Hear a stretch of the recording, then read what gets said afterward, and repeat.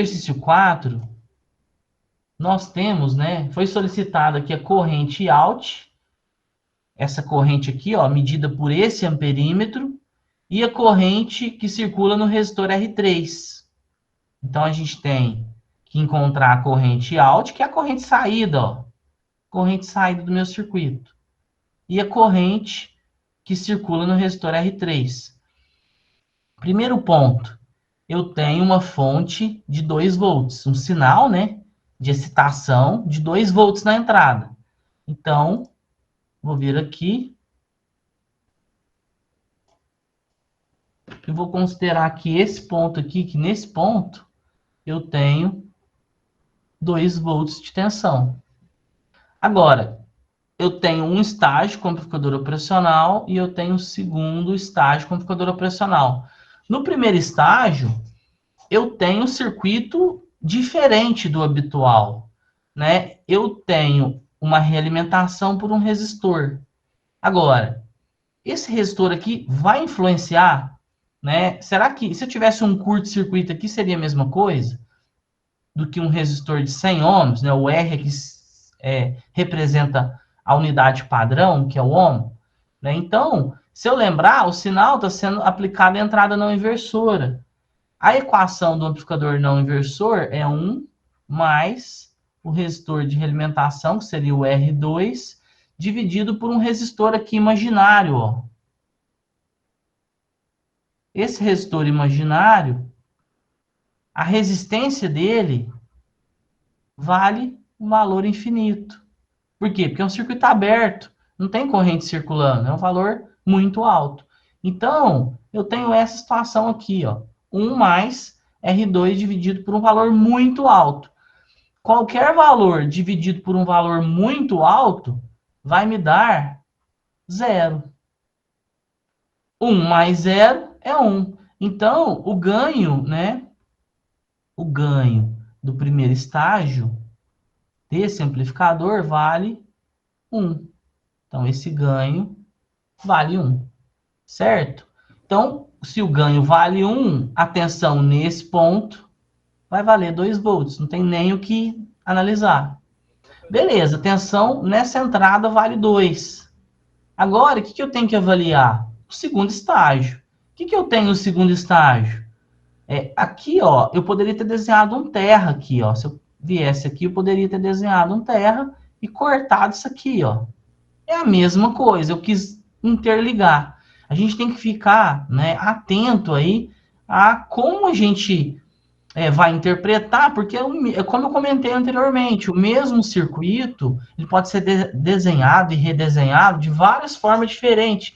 Isso pode atrapalhar a sua análise se você, né, não analisar as conexões, as ligações elétricas. Em circuito elétrico, o que importa são as conexões, são as ligações. Então, nesse caso aqui, nós temos basicamente um amplificador não inversor. Como que eu identifiquei que é um amplificador não inversor? Eu tenho o sinal aplicado aqui, ó, a entrada de 2 volts, um resistor de realimentação, que é o meu resistor R3, e um resistor R1. Esse resistor R1, ele está para o terra.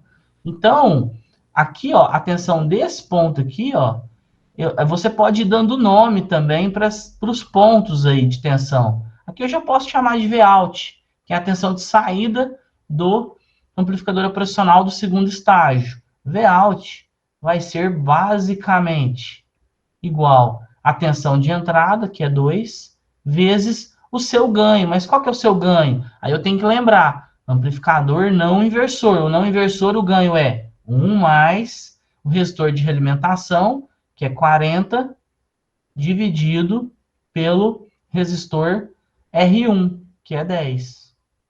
Lembrando que esse termo aqui da operação é o ganho. Então, Vout vai ser 40 dividido por 10, 4, mais 1, 5, vezes 2, 10 volts. Veja que a tensão de saída é uma tensão positiva. Não há inversão. O sinal de entrada ele é positivo e o sinal de saída também é positivo. 10 volts. Agora, o que o exercício pediu? Pediu a corrente aqui, ó, o Iout. Quero encontrar essa corrente. Aí agora, eu misturei eletrônica 1 com 2, né? Então aqui eu poderia redesenhar um circuito. Eu vir aqui, ó, considerar que eu tenho mais 10, que é a tensão de saída, Vout, um resistor, um outro resistor e 2 diodos, né? Aqui eu não informei se o diodo é de silício ou não, né? 2 diodos para o terra. Quando não for informado se o diodo é de silício ou não, a gente considera que o diodo ele é de silício, certo? Então eu tenho uma queda de tensão aqui e uma queda de tensão aqui. Primeiro ponto, eu tenho que analisar se esses diodos estão polarizados diretamente. Então, como a corrente ela está nesse sentido, ó, esse diodo está polarizado diretamente, a tensão no anodo é maior que a tensão no catodo, e aqui do mesmo jeito, a tensão do anodo é maior que a tensão do catodo. Então, eu vou considerar que aqui eu tenho uma queda de aproximadamente 0,7, e no diodo 2, uma queda de 0,7. Então, se eu estou perdendo, né, eu tenho 10 na saída do operacional, perdi 0,7, perdi 0,7, o que vai sobrar para essas duas resistências? Né? O que vai sobrar vai ser simplesmente 10 menos 1,4. Então, a tensão nas resistências, vou chamar de R, coloquei aqui uma marcação, né, um asterisco, R asterisco, VR asterisco vai ser basicamente 10 menos 1,4, que vai me dar 8,6 volts. O que limita a corrente de um circuito com diodo? Os diodos a gente aproxima, a gente interpreta que o diodo não vai influenciar na corrente. A gente despreza a resistência deles. Então, a gente utiliza apenas as resistências envolvidas no ramo, na malha que a gente está analisando.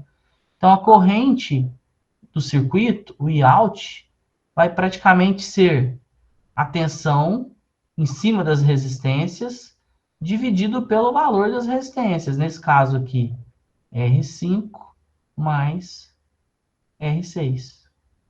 Então, nesse caso, nós teremos 8,4 dividido por 1 mais 1, 2. 2K.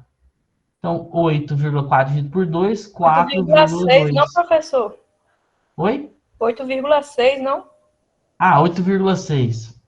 Positivo, obrigado. Aqui, então, ó, é 8,6. Eu escrevi 8,6 antes e depois eu mudei. Então, vai ser 4,3 miliamperes de corrente. Então, essa é a corrente que está circulando na saída aí. O que teve de diferente aqui? A presença dos dois diodos. Aí eu tenho que lembrar que eu tenho que interpretar se o diodo está polarizado diretamente ou reversamente. Se ele está polarizado diretamente, nós temos aí como se o diodo fosse uma chave fechada, com uma queda de tensão de 0,7. Então eu tenho circulação de corrente. Se ele está polarizado reversamente, eu tenho uma chave aberta, não há corrente. Se o diodo tivesse reverso, a corrente ia ser zero. Né? Os dois diodos ainda estão em série. Por fim, foi solicitado essa corrente aqui, ó. Vou colocar de cor diferente aqui, ó. Corrente nesse resistor, que é o resistor R3, né? E R3. Como que eu sei a corrente R3? Bom, simples. O que é corrente? Corrente é tensão dividido por resistência. Lei de Ohm. Mas a tensão a gente tem. Não, não temos. A resistência que temos. Então, a resistência vale 40K. Mas e a tensão? A tensão, lá da física, é diferença de potencial. A diferença do potencial de um ponto em relação ao outro. Mas de que ponto? Do ponto onde a corrente entra, menos o ponto onde a corrente sai. Então, aqui, ó, onde a corrente entra, eu tenho Vout. Vout vale quanto? Eu já tinha encontrado. Vout vale 10. Então, 10 volts. Menos a tensão desse ponto. Mas qual que é a tensão desse ponto? Aí aqui eu vou usar um artifício do curto-circuito virtual. a tensão nesses dois pontos aqui, ó, elas são basicamente as mesmas. Então, se aqui eu tenho 2, né, nesse ponto aqui eu tenho 2, nesse ponto também eu vou ter 2. 10 menos 2 vai me dar 8. 8 dividido por 40K. Vai ser a corrente nesse resistor. Fazendo aqui essa matemática, 8 dividido por 40 vai me dar 200 microamperes. Tá vendo? Corrente muito pequena, muito baixinha. 200 micro, né? 10 expoente elevado a menos 6. 10 microamperes. Bom, agora, por que que eu defini que esses pontos eles são iguais? A tensão nesses pontos são iguais? Isso aqui é uma definição muito importante que nos ajuda a matematizar qualquer circuito com amplificador operacional. Eu posso pegar qualquer circuito com amplificador operacional que eu não saiba nenhuma equação, que eu não conheça, que eu não tenha uma fórmula pronta, e eu posso matematizar, considerando que as impedâncias de entrada são infinitas, que existe um curto-circuito virtual entre as duas entradas, e que o ganho em malha aberta, mesmo aqui ele não estando em malha aberta, que o ganho em malha aberta ele tende a um valor muito alto, a infinito. Usando essas propriedades do amplificador operacional ideal, mais as ferramentas básicas, lei de Ohm, lei de Kirchhoff, a gente consegue equacionar qualquer circuito com amplificador operacional. Nesse caso aqui, ó, o curto-circuito virtual está presente em todos os circuitos, né, que tem realimentação negativa. Todo circuito a gente pode considerar, mas por que que o curto é virtual? Porque é um curto que, como se ele existisse apenas para tensão. A tensão desse ponto da entrada não inversora, ela vai ser igual à tensão da entrada inversora. A da não inversora vai ser igual à da inversora. Isto é, a entrada inversora vai tender a buscar o mesmo nível de tensão que está na entrada não inversora. Ela vai tender a ser realimentada, né, e equalizar com a tensão que está na entrada não inversora. Por isso que o curto é virtual. Por quê? Porque não existe corrente circulando daqui para cá, né? Não existe conexão elétrica física. Então, não existe uma corrente que interliga a entrada não inversora com a entrada inversora. Apenas o potencial das duas entradas é o mesmo, o potencial é igual. Ok? Então, basicamente é isso. Sempre que a gente tiver a oportunidade, a gente utiliza aí essa análise, né, que considera curto-circuito entre as entradas, que é o curto-circuito virtual, o que diz que a tensão nas duas entradas, elas tendem a ser iguais. Na prática, elas são iguais.